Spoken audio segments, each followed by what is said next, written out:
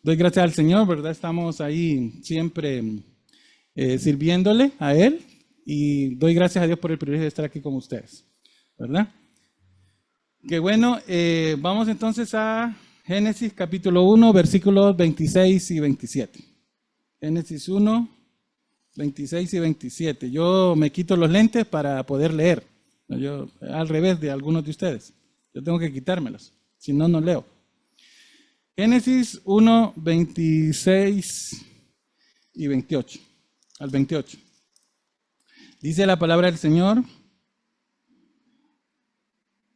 Génesis 1, 26 al 28. Entonces dijo Dios, hagamos al hombre a nuestra imagen, conforme a nuestra semejanza, y señoree en los peces del mar, en las aves de los cielos, en las bestias, en toda la tierra, y en todo animal que se arrastra sobre la tierra. Y creó Dios al hombre a su imagen, a imagen de Dios lo creó, varón y hembra los creó.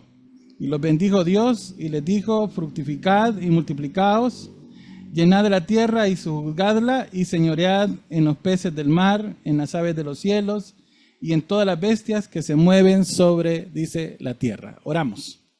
Señor, agradecemos en esta tarde el privilegio que nos das de poder, Señor, abrir tu palabra, Padre, y estar aquí en este lugar para conocer tu consejo, conocer, Señor, también lo que tú quieres para nosotros. Gracias, Señor, porque tenemos la libertad de poder hacerlo.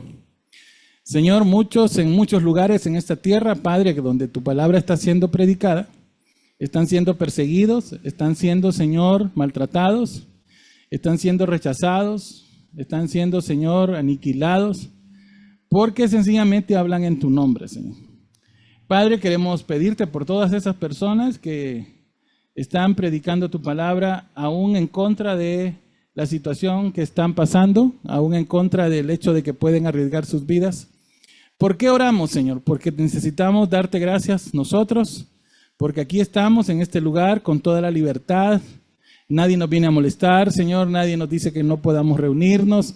No hay una ley que diga, Señor, que no podamos abrir tu palabra y predicar de ella.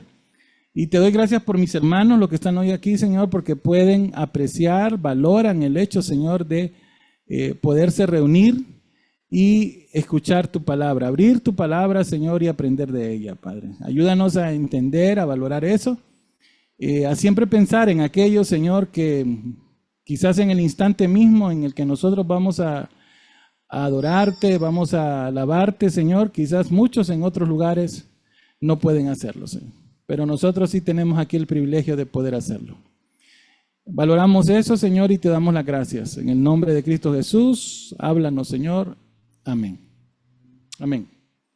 Muy bien. Entonces vamos a hablar un poco acerca de la familia, ¿verdad? Entiendo que están comenzando un tiempo de estudio, ¿verdad? Un ciclo de estudio acerca de la familia, ¿verdad? Van a estar, creo, algunos sábados estudiando sobre la familia. Cada 3 meses va a haber un evento a la familia. Bueno, miren qué privilegio tengo yo de ser el primero, ¿verdad? Bueno, gloria a Dios. Entonces vamos a hablar un poco sobre la familia, su origen y su propósito. Y el tema de la familia, hermanos, en primer lugar, pues es algo que nace en el corazón de Dios, ¿verdad? Nace en el corazón de Dios. Leímos ahí que dice que el Señor Dios Todopoderoso, hablándose a sí mismo, dijo, hagamos, dijo. Entonces se dijo a sí mismo, el Padre, el Hijo y el Espíritu Santo dijeron, hagamos al hombre, a nuestra imagen, conforme a nuestra semejanza. Ya vamos a hablar un poquito sobre la imagen, semejanza. Y señoree. Y entonces hay algunos verbos ahí claves en el texto, ¿verdad? Comienza diciendo que el hombre, que está hecho a imagen y semejanza de Dios, señoree, primer verbo ahí importante, en los peces del mar, en las aves de los cielos, en las bestias, en toda la tierra, y en todo animal que se arrastra sobre la tierra. Y dice que creó Dios al hombre a su imagen. Nuevamente, otra vez dice, a imagen, otra vez, vuelve a recalcar, de Dios lo creó. Varón y hembra los creó. Y los bendijo Dios y les dijo, vean los verbos, fructificad y multiplicaos. Otro verbo más, llenad, dice, la tierra, van 4. Después dice otra vez, otro verbo, dice, sojuzgadla. Y una vez más vuelve a decir, señoread en los peces del mar, en las aves de los cielos y en todas las bestias que se mueven sobre la tierra. Entonces, entendemos que la familia como tal, como proyecto, nace en el corazón de Dios.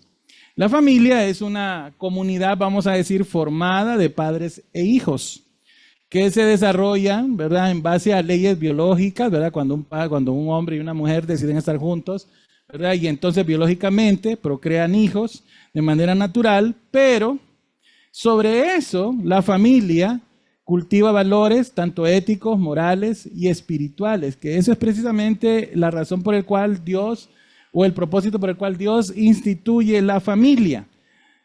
Ahora, a pesar de los cambios que pudieran haber en el tema de entender acerca de qué es la familia siempre va a cultivar lo que Dios estableció en base a su imagen y semejanza. Entonces, por eso partimos de este texto, porque la razón del por qué existe la familia es Dios mismo, porque nace en el mismo corazón de Él. Y así como Dios dijo que iba a crear al hombre a imagen y semejanza de Él, la familia, por consiguiente, debe ser el reflejo de la imagen y semejanza del mismo Dios. Entonces, la familia es parte del plan divino de Dios, ¿sí?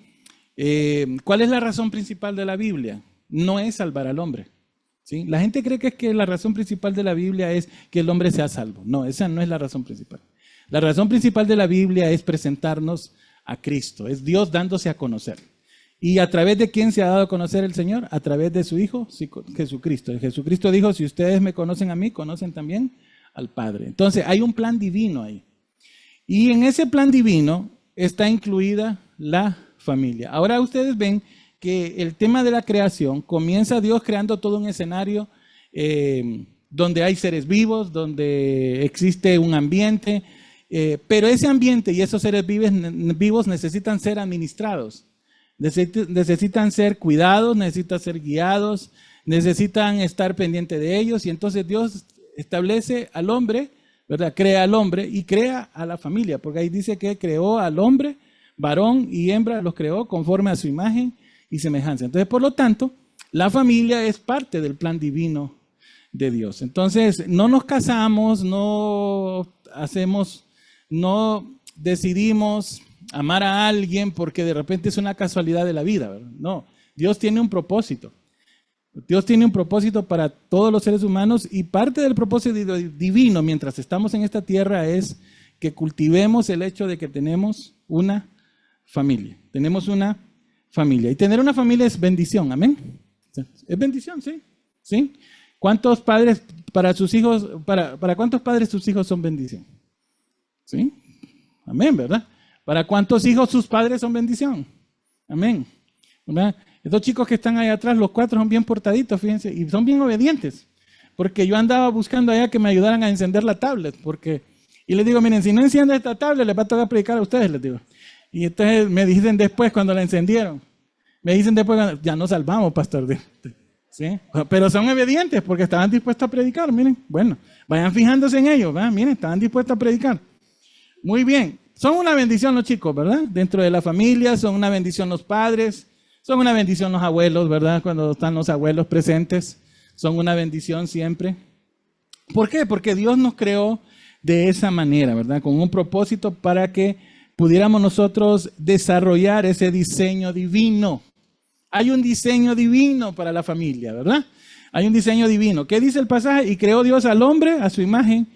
A la imagen de Dios los creó. ¿Y cómo los creó? Varón y hembra, el diseño, ¿verdad? El mundo hoy, Satanás, el enemigo, ¿verdad? Todos quieren cambiarle el diseño a Dios, ¿verdad? No, es que es hombre, hombre. Dice mujer, mujer. No, hijo, te perdiste, ¿verdad? Porque no es así. Dios no los creó así. O hasta ahora hasta animales meten, ¿va? Varón y animal. Dice, tampoco. El diseño de Dios son hombre, varón y hembra, hijos, ¿sí? Y con el perdón de los que aman los animales, pero no son varón y hembra y animalitos, no. Son hijos, ¿sí? Pastor, ¿y si no los podemos tener? Bueno, pues entonces, ruéguele a Dios, ¿verdad? Mire, aquellos ancianos tuvieron hijos, ¿sí? Dios puede hacer un milagro siempre. Dios es el mismo de ayer, de hoy y de siempre. Solo necesitamos creer, porque aquel que cree todo le es posible, dice la palabra, porque Dios es el que hace posible lo que para nosotros es imposible. Pero el diseño de Dios es ese, varón y hembra, hijos, ¿sí? No es papá, papá, ¿va? E hijos. No, no es mamá, mamá, e hijos. Es papá, mamá, hijos. Ese es el diseño de Dios. El mundo hoy es que nos quiere cambiar las cosas. Quieren cambiar el discurso de Dios. Y es que eso es desde el principio. Si usted ve, este pasaje está al principio del tema de la creación. Pero luego viene la caída, ¿verdad? ¿Se acuerdan que viene la caída después? Y entonces Satanás le dice a Eva allá adelante, ¿verdad que les fue dicho tal cosa? Pero no, no es así. Ciertamente ustedes serán como Dios, dice. Entonces Satanás comienza a cambiar el ¿qué? El discurso de Dios. Comienza, ¿y dónde está el discurso de Dios? Aquí, en su palabra. Entonces Satanás comienza ¿a qué? A cambiar la palabra de Dios. Y eso es lo que hasta el día de hoy hace.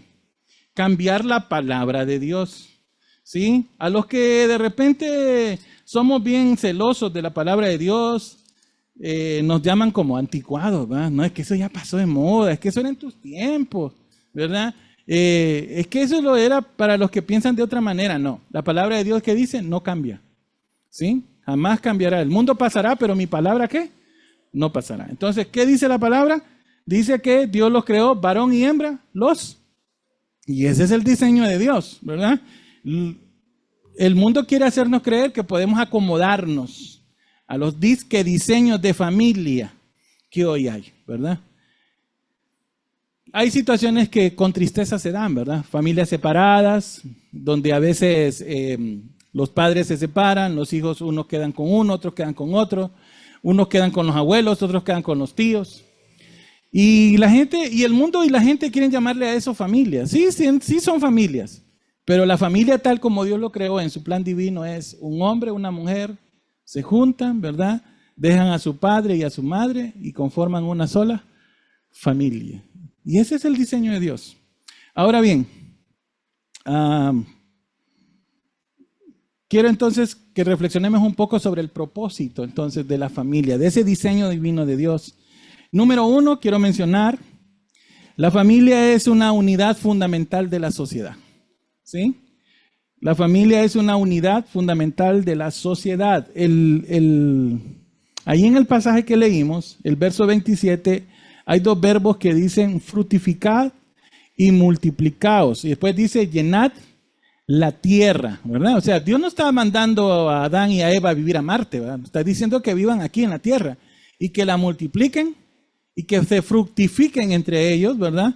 Es decir, que ellos se cultiven entre ellos para que haya fruto de relación, para que haya fruto de entendimiento, para que haya fruto de sentimientos. Y así de esa manera se puedan ellos ¿qué? Multiplicar y de esa forma puedan llenar la tierra, dice, puedan llenar la tierra. Entonces la familia como tal es una unidad fundamental en la sociedad, ¿sí? Porque ese es el diseño divino de Dios. Ahora, hay algunos antagonismos hoy en día. Por ejemplo, lo correcto sería decir que la familia debería ser considerada como eso, la unidad fundamental de la sociedad. Pero hoy en día, en cambio, hoy se habla mucho de la autonomía individual y se habla mucho de la autorrealización personal. Miren, hoy en día muchas personas, antes de pensar tener el proyecto de vida de formar una familia, primero piensan en alcanzar su propia autorrealización personal. ¿Es malo eso? No, no es malo. Es malo que los chicos piensen en estudiar y que logren esto, que logren... No, eso no es malo. Está bien, son metas, ¿sí? Son metas y es bueno que las puedan cumplir y es bueno que las puedan tener. Pero yo no sé si ustedes recuerdan, ¿verdad? Pero todavía hasta mi generación nos poníamos a pensar, y la boda mía quiero que sea de esta forma. Y cuando yo me case, decían las chicas, queremos que hayan Usted le pregunta hoy a la mayoría de las chicas, ¿y cómo crees que sea tu boda? ¿Cuál boda? O sea, yo no estoy pensando en cansarme. ¿Sí? ¿Se han fijado en eso? ¿Sí? Hoy la mayoría de las chicas no hablan así. ¿Cuál boda? Entonces, antes, por ejemplo, todavía hasta mi generación, yo recuerdo a mis compañeras en el colegio que pensaban en ir a la universidad, pensaban en graduarse, pero después, y decían, pero yo cuando me case quiero que sea, soñaban cosas así, ¿verdad? Pero usted le pregunta a la mayoría de las chicas hoy, y le pregunta, ¿y cuando te casé? ¿Cómo cuando te casé? ¿Cuál que te cases? Yo no estoy pensando en casarme, en este momento no. ¿Por qué? Porque hoy en día existe más el tema de la autonomía individual y la autorrealización personal, ¿sí? Prácticamente hoy no se piensa en que voy a conformar un proyecto de vida con alguien más, sino que hoy en día hay un borbandeo hasta dentro de lo que se puede llamar evangelicalismo, ¿sí? Y donde se enseña más el tema de la autorrealización personal, aún en los niveles espirituales, donde eso no se comparte ni con la iglesia, ni con los hermanos, ni con la pareja, y con nadie, sino que simplemente se vuelve una cuestión de autorrealización personal. Existe mucho eso hoy en día. El mundo ha cambiado, ¿sí? Ahora, ¿la iglesia qué hace entonces frente a eso? ¿Sí? Entonces ahí es cuando la iglesia tiene que enseñar la importancia, lo que están haciendo ustedes, enseñando la importancia de la familia. Entendemos que los chicos tienen que estudiar, entendemos que tienen que alcanzar sus metas, ¿sí? La mayoría de los que estamos aquí creo que en algún momento alcanzamos esas metas, ¿va? De estudiar, tener algún tipo de propiedad, algún negocio, tener un trabajo próspero. Quizás todos los que estamos aquí hemos alcanzado cosas como eso. Pero la familia es fundamental, ¿sí? Le decía a una pareja este jueves pasado, una pareja que están por casarse, ¿verdad? 2 chicos que están por casarse, ya están grandecitos, ¿verdad? Tienen más de 30 años los dos, y tienen el proyecto de casarse, ¿verdad? Entonces les decía yo, les felicito porque ustedes no optaron por irse a vivir juntos, solo por irse a vivir juntos, ¿sí? Para ver si funcionaba, porque hoy en día sí se han fijado, que los chicos dicen, vamos a vivirnos juntos a ver si funcionamos, ¿sí? ¿Sí? A ver si funcionamos. Si funcionamos, nos quedamos juntos. Y si no, pues nos separamos. Pero no hablan tampoco de casarse, ¿va? Y cuando están ahí juntos, dicen, ¿y para qué nos vamos a casar si estamos bien así? Un papel no cambia las cosas. Vea lo que Satanás le mete a la gente. Un papel no cambia las cosas, ¿sí? Es que el tema no es el papel. El tema es la honra espiritual que nosotros le damos tanto a Dios, a la persona con la que estamos y a nosotros mismos. Es que ese es el punto.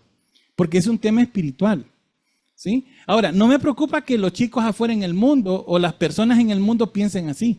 Me preocupa que en la iglesia piensen así. Porque ya a veces dentro de la iglesia se ha metido eso, ¿sí?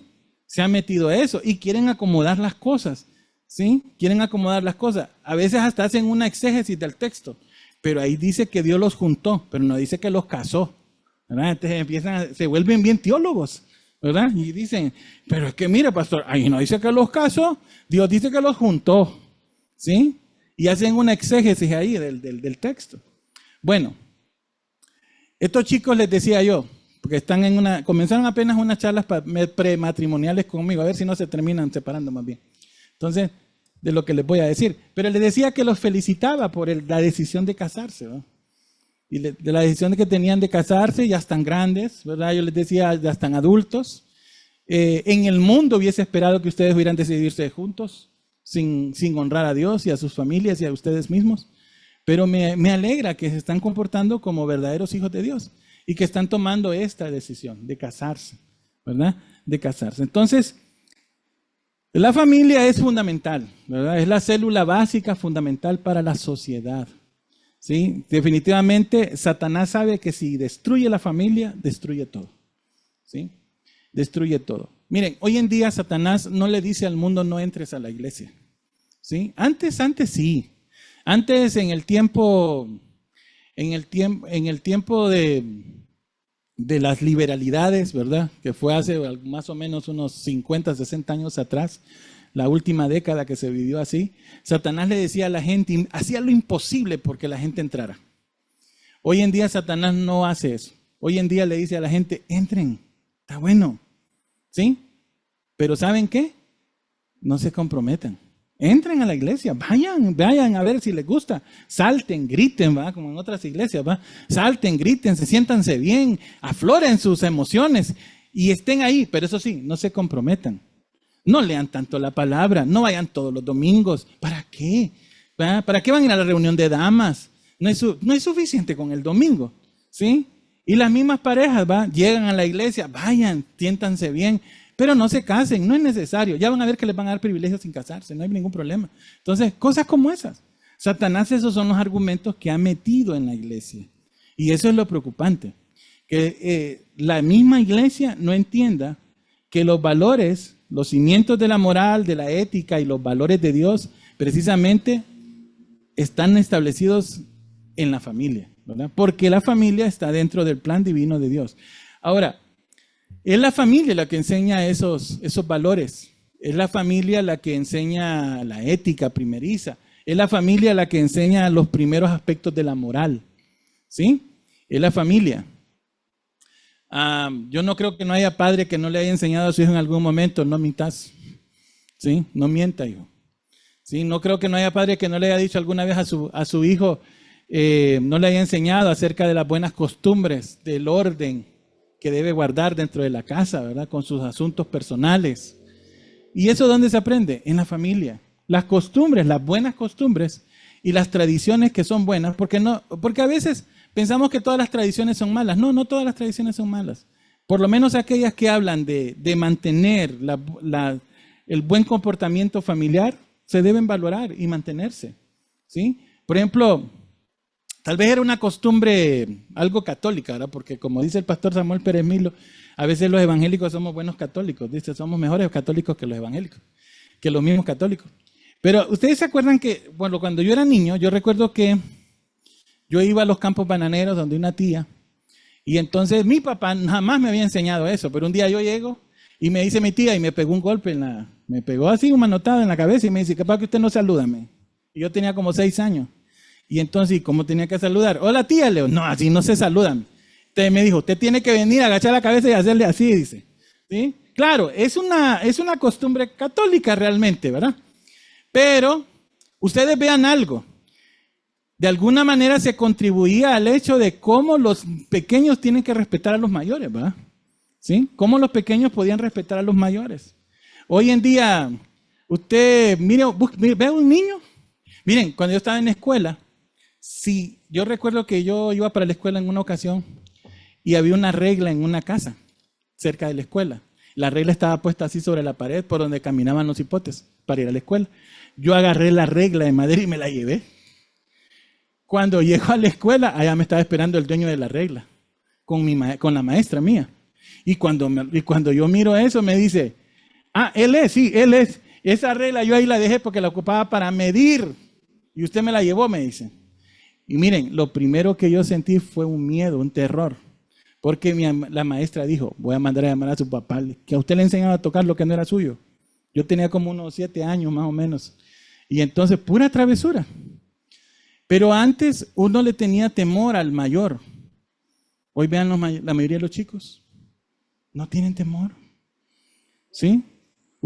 Los niños, usted les puede llamar la atención y no le hacen caso. Antes, aunque no fuera el papá de uno hacía caso. ¿Sí? Pero ¿sabe por qué? Porque se han perdido los valores. Ahora, la iglesia, tenemos que fomentar esos valores. ¿Sí? La iglesia somos los llamados. ¿Saben que en este tiempo, en este siglo, de tantos cambios tecnológicos, me decía el chico coordinador de los jóvenes mayores y menores allá en la iglesia, pastor, antes nosotros a esa edad de los chicos menores nos emocionábamos con saltar, hacer coreografías, y hoy vamos a cantar. Pero si yo les digo vamos al celular, ahí sí, ahí van. ¿Sí? ¿Sabe por qué? Porque las generaciones han cambiado. Entonces nosotros tenemos que ser también inteligentes. A la luz de la palabra, usando la palabra de Dios, tenemos que hacer que esos valores, que esa ética y esos cimientos morales que antes nosotros teníamos, transmitirlos a los chicos de nosotros.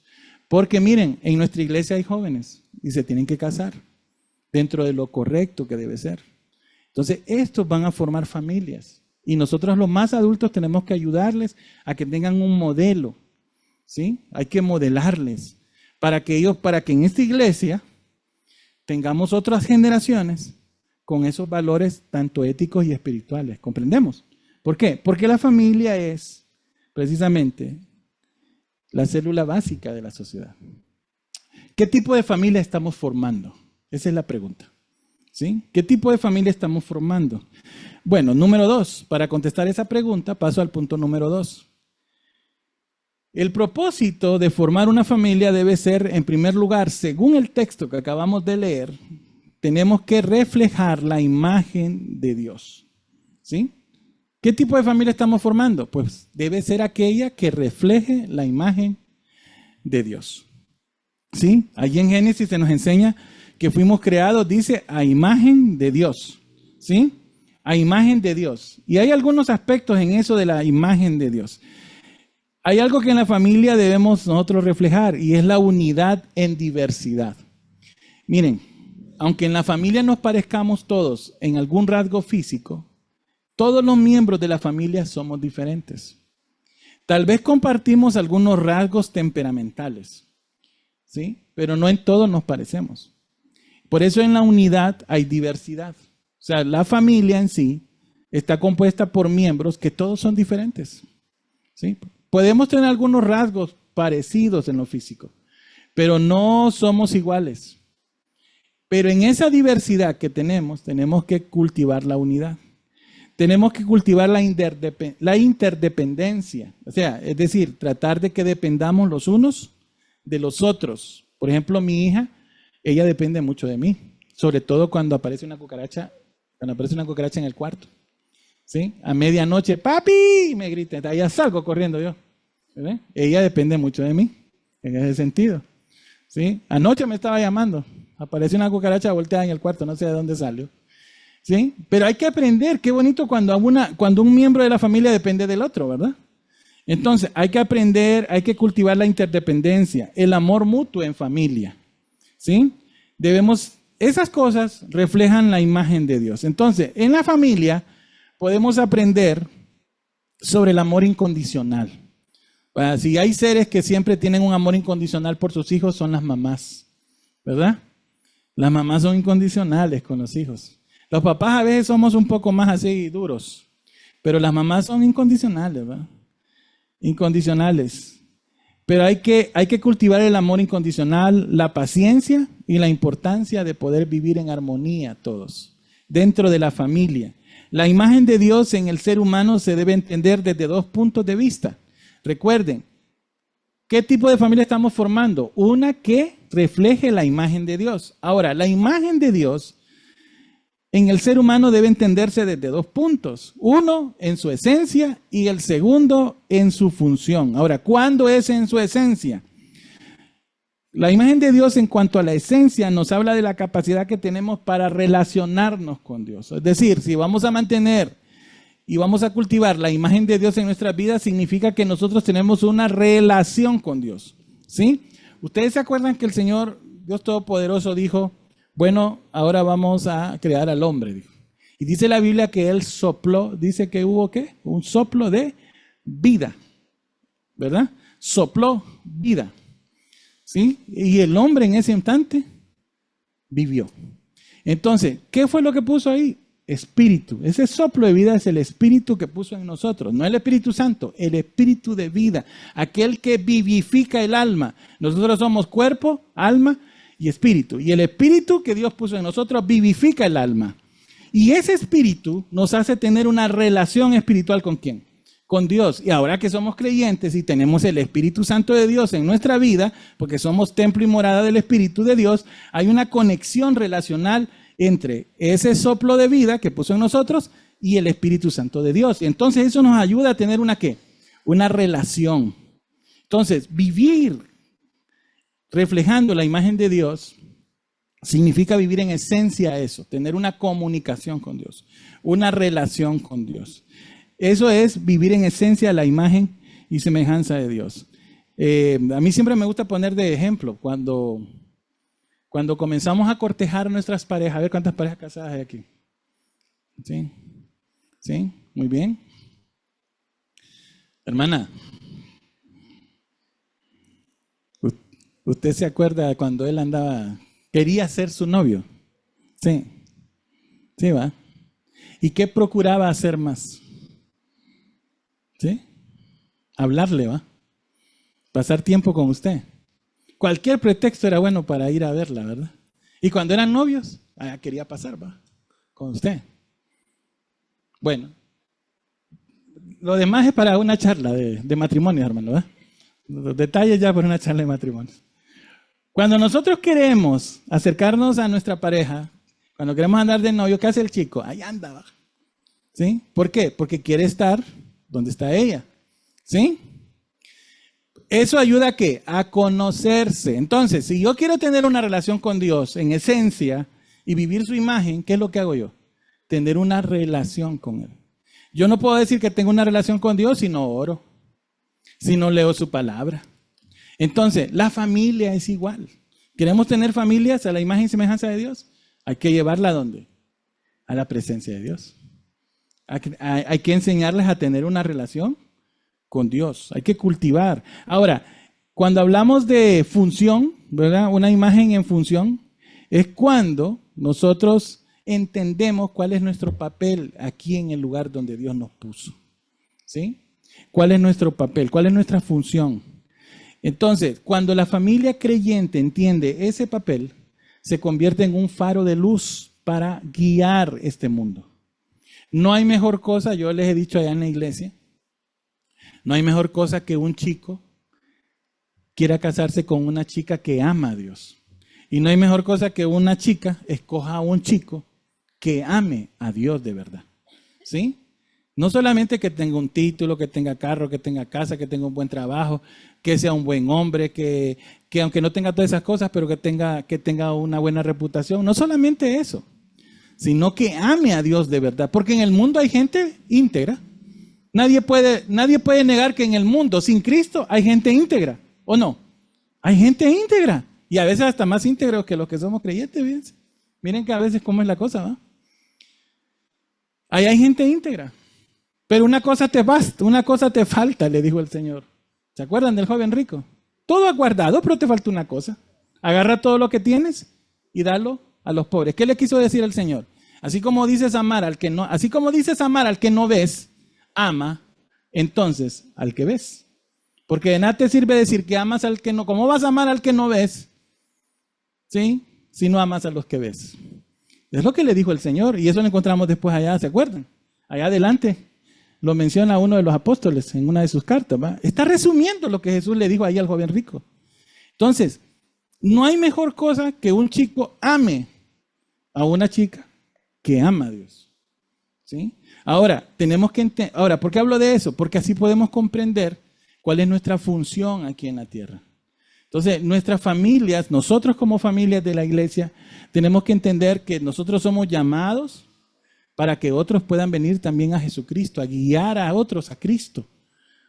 Pero eso lo van a ver ellos por causa de ¿qué? De nuestro testimonio. ¿Sí? Nuestro testimonio. Entonces, número 3. ¿Qué clase de familia estamos conformando? Aquella cuyo propósito es servir a Dios y servir a la humanidad. Ahí en el verso 28 dice al principio del verso 28, dice, y los bendijo Dios.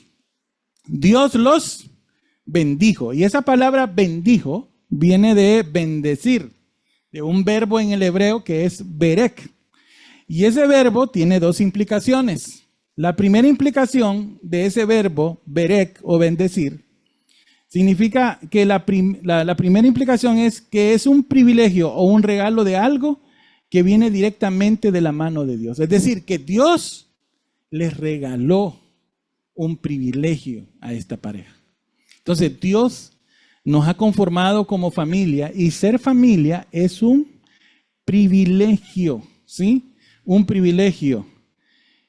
Aquí el hombre y la mujer, dice, son bendecidos para reproducirse y tener dominio sobre toda la creación. Entonces, Dios nos ha bendecido, hermanos. ¿Sí? Y es un privilegio. O sea, tenemos que entender que nuestras familias son un privilegio. Nuestros hijos son un privilegio tenerlos. Nuestra esposa es un privilegio tenerla. Algo que le decimos allá en la iglesia siempre es, la persona más importante para usted no es su hijo. Eso yo se lo digo a las esposas, no es su hijo hoy. ¿Sí?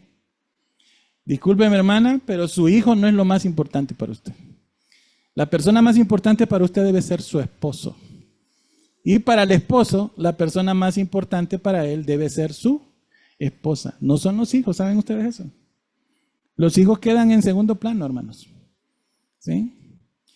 Entonces, los que son esposos aquí, díganle a la esposa ahorita, usted es lo más importante para mí. Vaya, dígaselo ahí. ¿Sí? Díganselo, que tienen miedo. ¿Ah? Así es, hermano. Ese es el modelo de Dios. ¿Sí? ¿Sabe usted eso? Ese es el modelo de Dios. La persona más importante, fíjense que a veces dicen los hijos, dicen las esposas, es que la persona más importante para mí es mi mamá, dice, o los esposos, porque como la mamá ninguna. Mire, hijo, está perdido. Bíblicamente se lo digo, anda extraviado. La persona más importante para usted tiene que ser su esposa. Y para usted, hermana, tiene que ser su esposo, no sus hijos. Lo siento mucho. Si usted piensa diferente a eso, va en contra del diseño de Dios. ¿Sí? Entonces, ahora, si no ha vivido así, quiero decirle que este es un buen momento. Para esto son estos eventos, ¿no? Para que podamos volver al original, que es la palabra de Dios. Entonces, de aquí en adelante, esposas, ya saben, ¿va? Primero sus esposos. Y esposos, primero sus esposas. Eso es así. ¿Sí? Entonces, ¿por qué? Porque es un privilegio. La segunda implicación que tiene esta palabra bendecir es la exigencia de santidad. La bendición es un llamado al compromiso y a la dedicación de Dios, a Dios. ¿Sabe lo que estaba diciéndole Dios a esta pareja?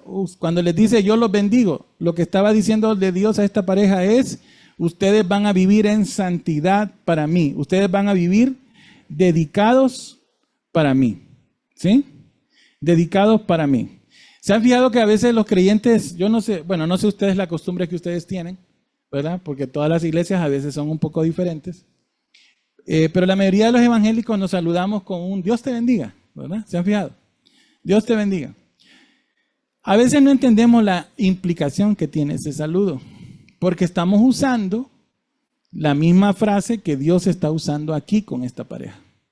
Cuando nosotros le decimos a alguien Dios te bendiga, le estamos diciendo dedícate y conságrate a Dios.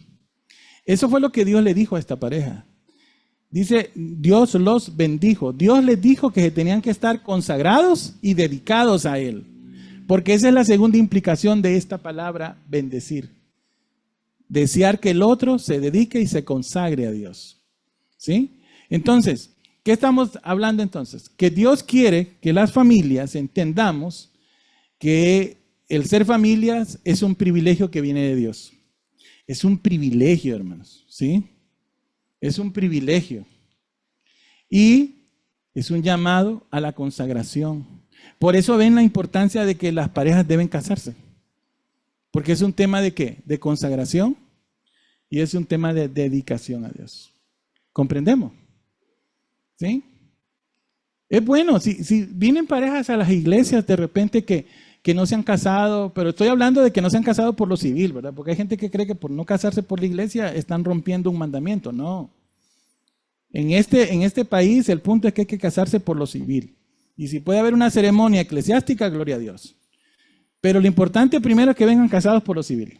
Pero hay parejas que vienen a la iglesia sin casarse, por ningún lado. Y entonces ellos piensan que pueden estar así siempre. No, hay que enseñarles que el casarse es un privilegio que Dios les da.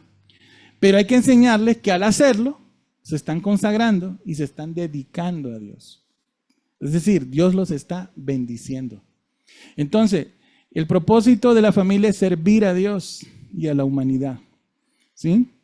Ahora, en el mundo, la fe y el servicio a Dios, el mundo piensa que las iglesias imponen a las personas esto. No. La iglesia nunca le va a imponer su fe ni el servicio a las personas. La iglesia va a invitar a las personas a formar parte del privilegio de Dios. ¿Comprendemos? ¿Sí? No es imposición. Aún dentro de nuestras propias familias, no se trata de imponerle a nuestras personas, a los miembros de nuestra familia, nuestra fe, sino que se trata de orar por ellos y enseñarles. ¿Sí? Pero no imponerles, invitarles. ¿Sí? Invitarles, enseñarles, modelarles, para que de esa manera se contagien y puedan también compartir con nosotros este privilegio de ser parte de la familia de Dios.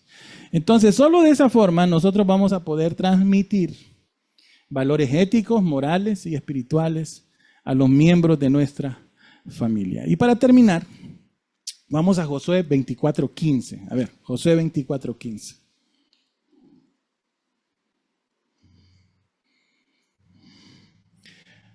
Josué, un gran líder del pueblo de Dios, ¿sí? Aquel que tomó el lugar de Moisés,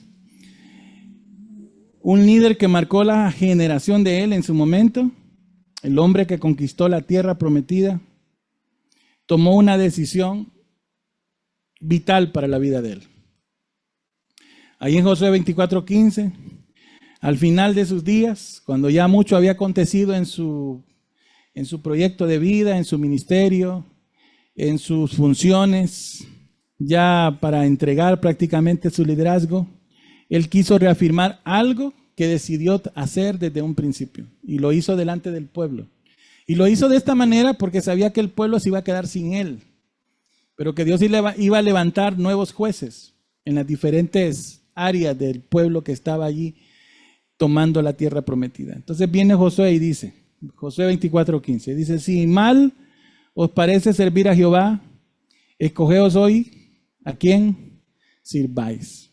Si a los dioses a quienes sirvieron vuestros padres cuando estuvieron al otro lado del río, es decir, allá en Egipto, o a los dioses de los amorreos, es decir, aquí, ahora que estamos aquí, en cuya tierra habitáis. Pero dice, yo y mi casa serviremos a Jehová. ¿Sí?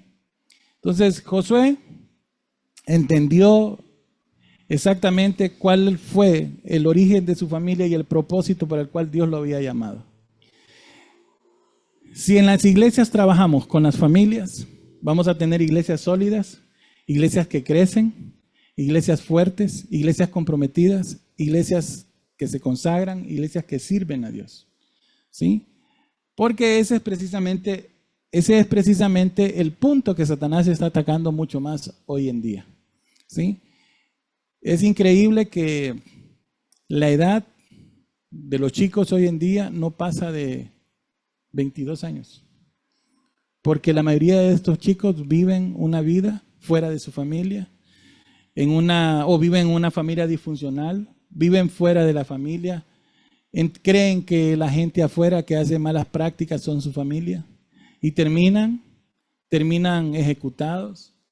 Y la mayoría de los jóvenes no pasan hoy en día de 22 años. Debemos cuidar a los jóvenes que están en nuestra iglesia, hermanos. ¿Sí? Acérquese a ellos. ¿Sí? Así como los mira que se peinan, ¿verdad? Que se ponen la camisa por fuera, ¿verdad? Que de repente hablan medio así, ¿verdad? Téngales paciencia. Hay que cuidar de estos chicos porque están dentro de la iglesia.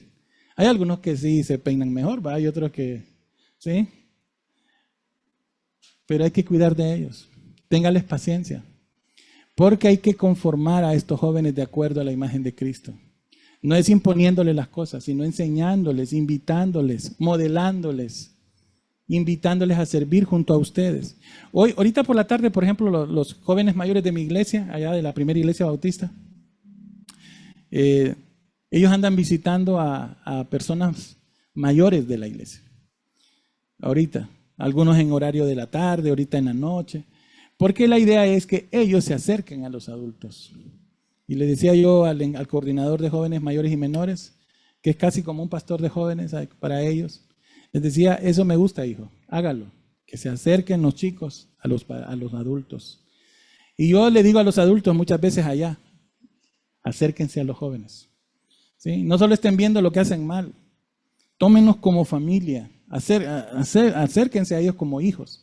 ¿Sí? Hay que cuidar a los jóvenes. Oye, ahorita hablábamos con el hermano Namba, que qué bonito es ver reactivar a los chicos. ¿Sí? Ellos tienen su forma, hermanos. Ahora, nosotros los adultos hay que acordarnos cómo éramos nosotros, ¿verdad? Porque a veces se nos olvida. Entonces, y hay que comprender a los que están hoy, porque lo que queremos es que estos chicos también crezcan conformando una familia sólida, dedicada, consagrada a Dios. Pero nosotros los adultos tenemos que aprovechar eso. ¿Sí? Hay que hacer como Josué, ¿verdad? Tenemos que decir, pero yo en mi casa, mire, ustedes pueden hacer lo que ustedes quieran, ¿verdad? Pueden ir allá a servir a quien ustedes quieran, pero yo en mi casa vamos a servir a quién? A Jehová. Vamos a servir a Dios. Entonces, con fundamento en la Biblia, debemos considerar y aplicar en nuestras vidas los siguientes compromisos. Voy a enumerarlos. Primero, tenemos que dar ejemplo a los hijos. Segundo, tenemos que tener un testimonio de vida coherente en la familia y en la sociedad. Tercero, tenemos que proveer para el presente y el futuro de los hijos. Debemos enseñar a obedecer a Dios, educar a partir de principios y valores bíblicos, orar por los hijos y someter la familia a Dios. ¿Eso qué va a traer? Transformación. ¿Sí? Si hay algo que Dios busca es transformar nuestras vidas. Dios no quiere que mejoremos, hermano.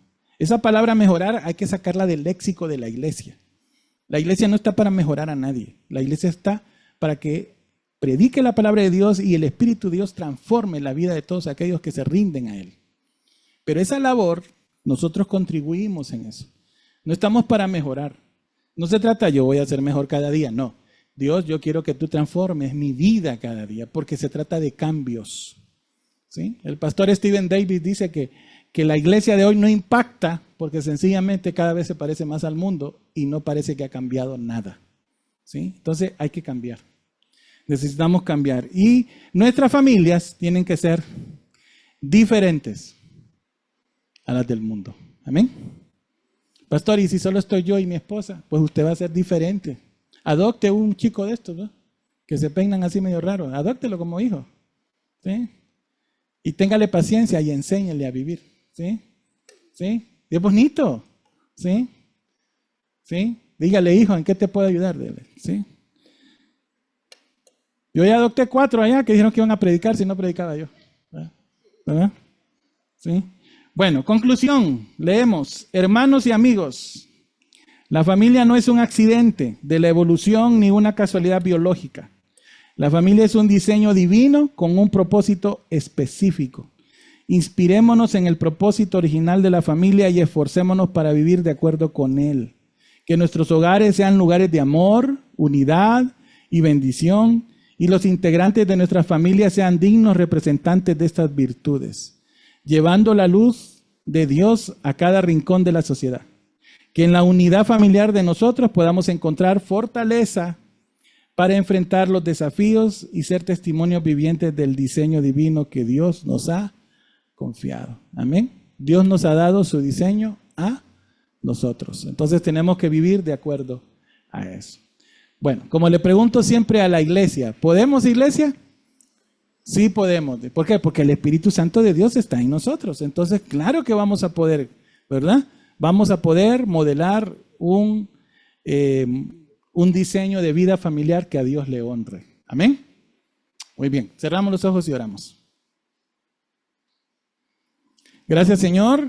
Gracias, Padre, por desafiar nuestras vidas, por mostrarnos, Señor, cuáles son tus preceptos, cuál es tu voluntad, cuál es tu consejo. Encontrar en tu palabra, Señor, lo que tú modelas para nosotros. Ayúdanos, Señor, a ser cada día padres, Padre, que te muestren a ti, que reflejen, Señor, tu imagen. A ser madres, Señor, que también reflejen tu imagen. A ser hijos, que también, Señor, busquen, Padre, honrar ese privilegio de ir creciendo en estatura, Señor, y sabiduría, como dice tu palabra. Ayúdanos, Señor, a hacer una iglesia como familia, a honrar tu santo nombre. Somos una familia, la iglesia es una familia conformada por varias familias. Es una familia de familias.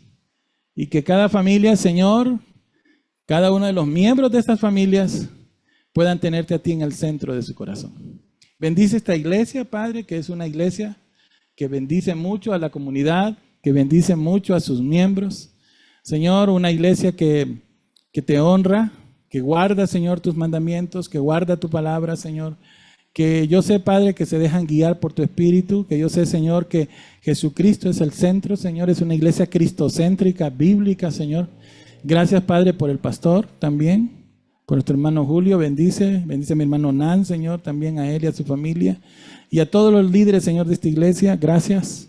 Gracias, Señor, porque cada vez que venimos es un privilegio poder compartir tu palabra. Y, Señor, y poder ver, Señor, cómo tú vas bendiciendo día con día esta iglesia. Señor, esta iglesia que ha sido comprada con precio de sangre, Señor, y que, Señor, como dice tu palabra, ni aun las puertas del infierno podrán prevalecer contra ella, Señor, porque tú eres la roca y eres el fundamento de esta iglesia, Señor. Gracias, Padre Celestial, te alabo, te glorifico, Señor, y te alabo, mi Dios, y te doy gracias por todo. En el nombre de Cristo Jesús, amén. Amén. Dios les bendiga, hermanos.